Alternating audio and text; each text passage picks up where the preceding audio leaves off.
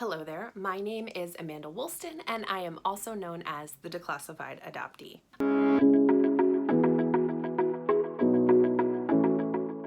I am a therapist, I'm a licensed master social worker, and I've been writing, speaking, and teaching about adoption for over a decade. It all started with a blog, and now I have a YouTube channel where I try to upload every Tuesday. In these uploads, I explore concepts that I wrote about originally on my blog, sometimes years ago. Sometimes I even spill some adoption-related tea about what was going on in activism at that given time in history when I was writing. And I give you updates on what I think about these topics now. If that sounds amazing to you, hit that like button, comment, please subscribe. Remember how much it really helps your adoptee content creators out a great deal when you remember to do this when you find our stuff online. So I've been getting a ton of messages lately from people asking how they can start their own advocacy causes or be great allies to existing ones. I have learned so much through social work education and in teaching social work students and even taking them to Washington with me and my experiences these past 10 years that I am overwhelmed sometimes at where to even start when I'm giving this advice. This is one reason why I've actually kept a blog for so long. I don't need to reinvent the wheel, and when you're giving advice to others, you don't either. I have been keeping track of what activism seems to be effective when it comes to adoption issues. In fact, in 2013, I wrote a blog post that reflected on my 4 years at that time as an activist. In that post, I came up with 20 general tips that I had learned in just those 4 years. In this video, 7 years later, and after 11 years of activism and counting, I want to review them with you. Number 1, be respectful. We don't always start out in advocacy realizing how our issues intersect with issues that other activists for other human rights issues are also working on. We don't need to compete or to even step on their toes. Be humble, be respectful. Be open to learning. Be open to acknowledging your own privilege. Be open to adapting how you advocate to ensure that you're not ever marginalizing someone else in the process. Apologize if you do. My friend Trish and I discussed something like this similarly yesterday when we talked about how some donor-conceived people and adoptees are powerful allies to each other's causes, while others of us have historically bickered with one another as to whose situation is worse or more complicated. We don't need to do this, especially when we don't want to distract ourselves or to alienate potential allies. Number 2, be inclusive. You as an activist and I as an activist are unlikely to be the only people who experience the challenges that we do. Humans tend towards a bias called affinity bias.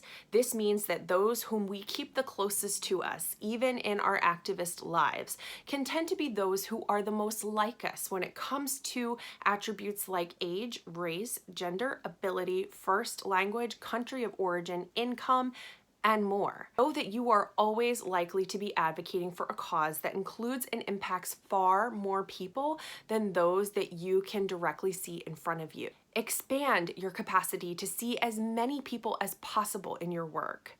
It's hard to be a truly effective activist when we are not actively working against affinity bias and doing this. Number 3, take up space. When it comes to the time and energy of power holders like legislators, unfortunately, they tend to pay the most attention to those who demand the most attention. They pay the most attention to those who seek them out. They want to be reelected. Just to be blunt, it's bad for reelection to ignore an active group that's making itself visible and that you know for sure is also going to be marching its ways to the poll come next election. Number 4, speak to common values. There have been times when I have walked into a meeting with a legislator or administrator or some other stakeholder or power holder, and they have already decided that my political party or my position within the adoption constellation, such as being an adoptee, means that we can never see eye to eye. It's on them that they, as a power holder, approach the people that they serve this way. It's not okay. It's not okay when we have to find ways to speak through it and to reach them anyway. The reality is we often do. So one way around this is to find values that you both share in common that you can speak to. 5, know the cost. You and I both know that there is no price that we can put on justice. Also know the amount of expense it actually causes most broken systems to stay broken and be actively horrible, oppressive, and damaging. Something called imposter syndrome can influence us to assume that all of the knowledge that we have built over the years is just plainly evident to others. It's not, especially when a power holder has privilege. They're gonna ask us how much something we want costs. Sometimes, depending on the topic, it's gross. They may only decide upon something because of its cost. If you know the financial information about the changes for which you ask, have it on hand. That way you can give your answer and move on to what's actually important to you. Number 6, speak to strengths. I have come across adoption and foster care activists in my time who became so focused on the many problems that these systems have and their impact on us that they also forgot to highlight how freaking strong we also are despite it all. There is especially a tendency in the adoption community for all members of the adoption constellation for ask for change in a way that makes us look sick or ill. In fact, that was an entire kind of movement in the 80s to do that, or to otherwise make people feel sorry for us. This is called appeal to pity, and it's a logical fallacy. Remember that you're asking for what you want because we're worth it, and we don't need to drag our self-esteem through the mud in that process. Number 7, tell a story. A lot of adoptee activists like me are so accustomed to not being taken seriously that we come loaded with every statistic, every fact, every figure, every journal article. And yeah, we rock it and we definitely know what we're talking about. But yet the counter narratives when agency executives or special interest groups lobby against us thrive with far less work on their part in doing so. In fact, the former executive director of the National Council for Adoption, which, as a side note, was one of the leading organizations fighting against adoptee rights, he once said, and I'm probably paraphrasing, that one good story is worth more than a pile of statistics. And he is right. We as adoptees are a community full of stories. We can dominate this stuff when working for policy change. This is our domain. Number 8, have an elevator speech. I have lost count of the number of times a legislator has looked me in the eye and said, "You've got 2 minutes." Should they take time to listen and make time to listen? Yes, but they often don't. Having an elevator speech about who we are, what the issue is, what we want, and how it can be done is a powerful way to, if anything, show a legislator or other power holder that they have no reason to just brush us off as though what we want takes too long to understand or is too time-consuming to understand. This is actually another human logical fallacy.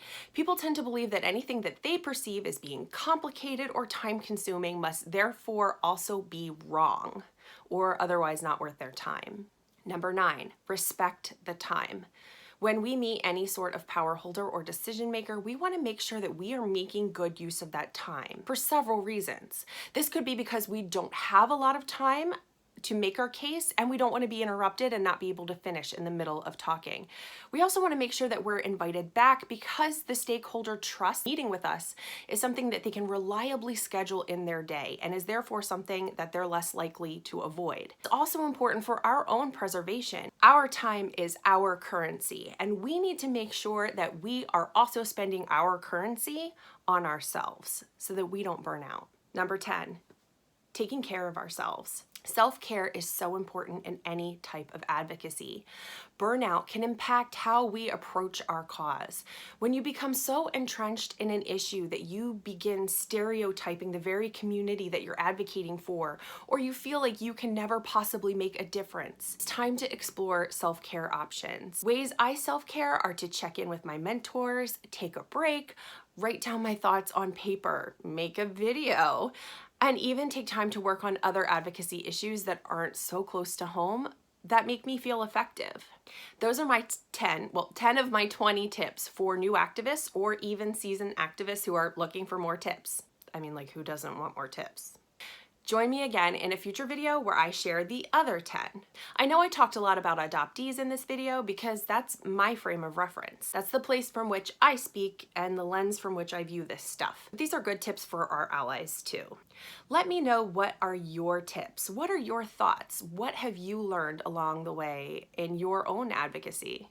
That wraps it up for today. Thank you so much for watching. Again, please don't forget to comment, like, subscribe, and share. Share too. And I hope to see you all again next Tuesday.